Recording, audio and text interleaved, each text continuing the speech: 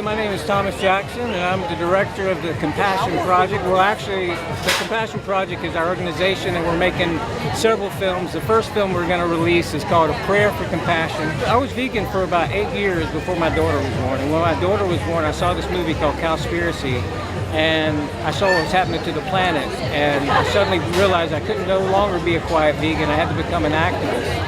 And the way, as a filmmaker, I thought the best thing I could do would be to use my craft.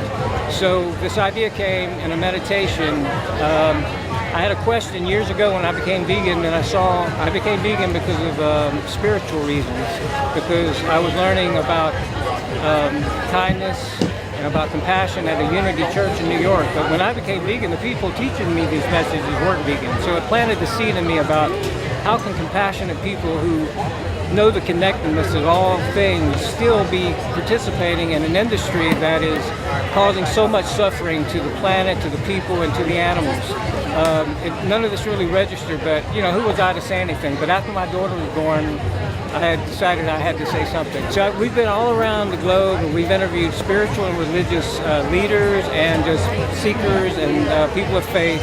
And we've asked them about compassion in the teaching. They're fundamental teachings, from Buddhists to Muslims to Christians to Jains to Zoroastrians.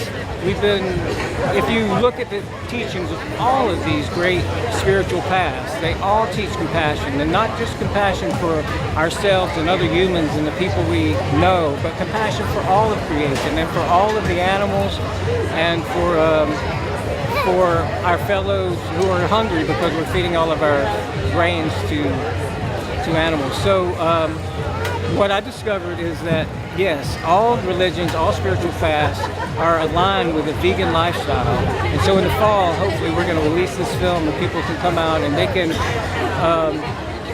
have ammunition that they can take to their spiritual friends. They can find the right verses and the right passages to show, hey, this is at the heart of our teachings.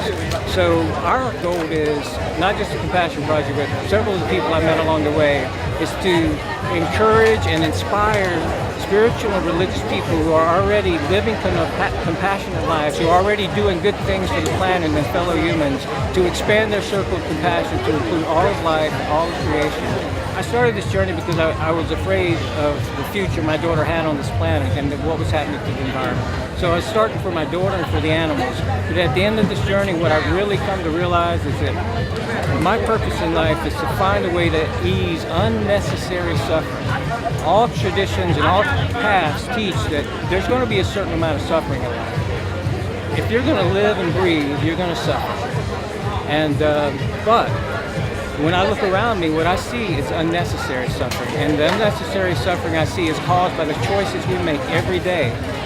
When we go to that grocery store and we purchase something, whether it be an animal product or something with palm oil or something we know that's destroying the planet, we are condoning it. We are voting for it with our dollar.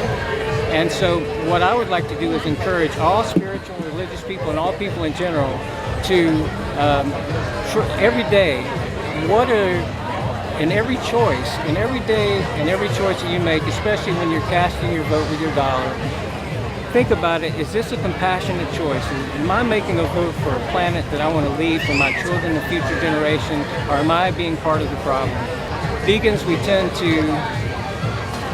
sometimes some vegans tend to be angry and put people off, but the truth is that the people are not the problem. It's the system we live in. We have to love these people and accept them for who they are and encourage them to do better.